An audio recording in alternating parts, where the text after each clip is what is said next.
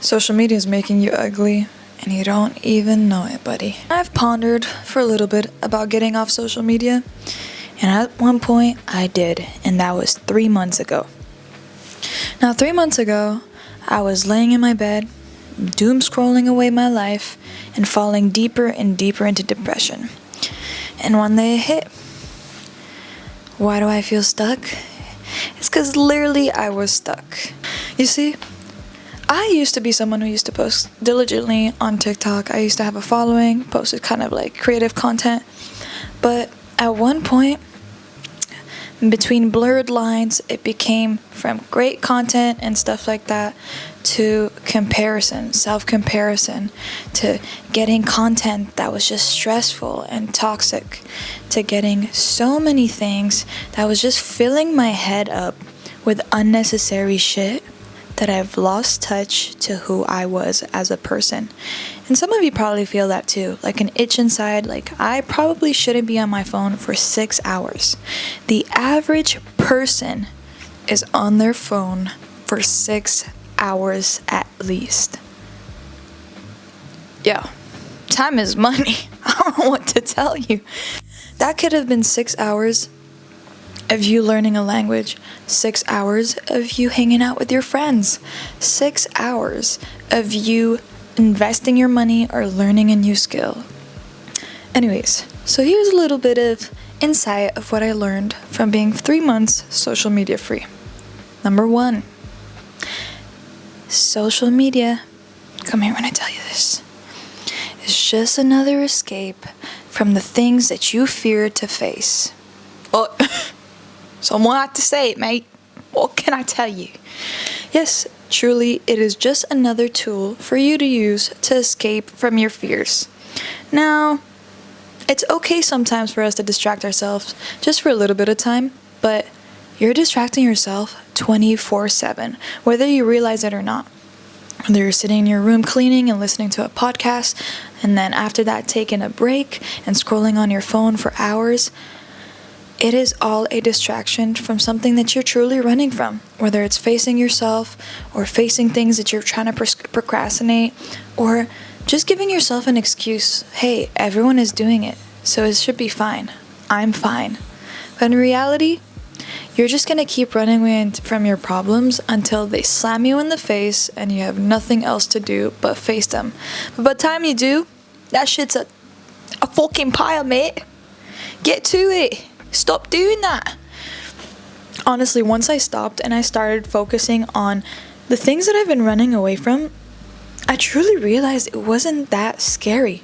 All I had to do was sit, engulf myself in that feeling, accept it, and find a solution. There's this saying that I've actually read. I'm not sure if I'm quoting it the best way possible, but are you worried about something? Yes. Okay, is there a solution? Yes. Then why are you worried about it? And if there's not a solution, then why are you worried about it? I don't know. Spoke to me. Number 2, Burger King foot lettuce. Number 2, you're just filling your mind up and your environment with things that you don't even give a shit about. And not only that, but it's really affecting how you are and how you perceive things. For example, being in a toxic household, whether you want to or not, whether you're a genuine person and a happy person, being in that environment consistently is naturally, and I mean even psychologically, going to have that effect on you. Whether you start being down, feeling sad, getting irritated, angry, same thing with a device that you're literally on 24/7. You're gonna get consumed by all that bullshit media. Now, if you use it as a tool to surround yourself with intentional followings, such as, I want to learn this skill, I'm going to follow a bunch of people that have this skill, I want to learn a language, I want to, surround myself with the friends that actually care about me, that's different. But I know you're following your ex-boyfriend from 5th grade that you kissed on the cheek and you don't give a shit about, who's posting about his frat party at college. Unfollow him, girl. That was not personal. I don't know why. I don't know why it got so personal. Besides the point, I'm not trying to convince anyone of anything. This is, at the end of the day, my experience. But I've noticed that when I'm not consumed by everyone's business, I focus on my business, bro. So yeah, be careful what you consume. At the end of the day, it's what you eat is what you'll be. You eat a lot of junk food, you gonna look like a junk food. You eat a lot of healthy stuff, you gonna look healthy. Same thing with your brain. Be careful of what you feed it. Número 3. Oh, that was hot. Damn. Let me get to the point. Number 3. You have appreciation for life and actual connection with people. Man, I used to hang out with people, and I say used to because part of this experience also, you start to let go of things that also don't serve you besides your social media. But that's another point. Is hanging out with people and realizing that they're literally on their phone hanging out. Like, just in togetherness. Like, doing things. It's like parallel play, but you're on your phone. So it's like, why are we even here together? Which is even a more deeper issue that we can have a conversation about a different time. But the point is, you end up having intentional conversations, intentional hangouts, and you start to have appreciation and gratitude for the things that are in your life. That's also a great point because you end up noticing what's not serving you, and you'll let go of that eventually if you really wanted to. Unless you're toxic. Do your thing. But yeah, you'll start to enjoy and look forward to hanging out with people. You'll start to notice things about them that you've overlooked because you're so busy on your phone. Their sense of humor, the way they comfort you, how much they play a role in your life. And that is with everything besides people as well. You engage more in activities you do. You pay attention to detail. And I feel like that in itself makes you more of an intellectual person, which actually is a great segue to our next topic, or next point. Yeah, next point. You become intellectual. That's why it makes you sexy, hot. The whole point of this, social media makes you ugly. You become hot, truly. When you start being consistent, when you start taking intentional conversation with people and pay attention, when you're being consistent with your work, these are all quality of super sexy people, super hot people.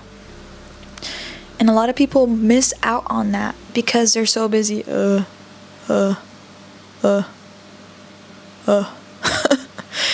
Truly.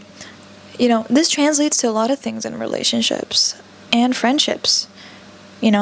If someone is constantly being distracted and scrolling and hiding away from their emotions and everything about their life and just, scrolling and seeing other people's life, what does that signal to you? Personally, to me, it signals that you're not going to be there when I need you. You can't hold it down for a second. If I need to tell you something, you're not going to face it because you're not even facing your own problems. It just speaks volume without needing to speak volume.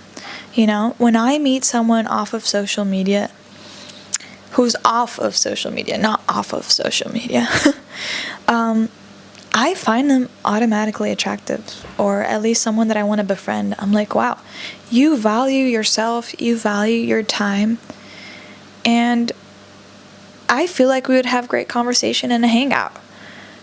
Versus, honestly, it's probably one of my icks as well, is dating someone or talking to someone who's posting on their story 24/7, like constantly on their phone. Truly, I've walked away from dates like that. Really an ick. And that's what I'm telling you. You want to be hot? Stop being on your phone, bitch. Damn. It got personal again. I'm so sorry. But truly, these past 3 months, I've had the opportunity to learn so much about myself, and I've learned so much. I've learned that things aren't really hard. You're just procrastinating them. I've been wanting to do the certification for this program, and I completed it. I'm literally starting the job soon. I've been wanting to spend time with friends and family, and I'm hanging out with them every day, and it's a breeze. Truly, if you spend time with people, I start to feel fulfilled and grateful, and my life is filled with people who actually support me, thus feeding into me, and I feel good. I feel good about myself. I start to love myself again. Honestly, the pros are endless. If I had to say one con, which I wouldn't even consider it, which is like feeling out of touch, but are we really out of touch? You have the news if you really want to. You can dedicate certain time. Sometimes I use YouTube, yeah, for educational purposes or researching things. And, sometimes I do indulge in watching shows. But because I've been off of social media and doom scrolling, I know how to cater time. I have more discipline. Okay, 1 hour of this, and then we call it a night. Couple hours of this. I just find more fulfillment hanging out with people and doing things at the end of the day because I've spent time away from things. So it's not even my first choice. If the story was crazy enough or the trend was crazy enough, someone will tell me. And if it's not, then I wasn't meant to know it. Really. Anyways, I hope this helped someone. I hope this kind of gave you perspective. I'm not here to convince you, neither am I judging anyone. Truly, everything that I've stated is my personal belief, and I've seen so many positives out of it. And no, by any means is this easy. It's hard at first, but boredom will make you curious, and curiosity will make you explore and learn and grow. But doom scrolling on your phone for 10 hours and wondering where the day went and why your bank account isn't going up and why no one has hit you up and why everyone's hanging out without you. Yeah, there's a cure to it. It's called get off your phone. I'll see you guys in the next video. Thanks for tuning in. This was Jude's, and I'm out.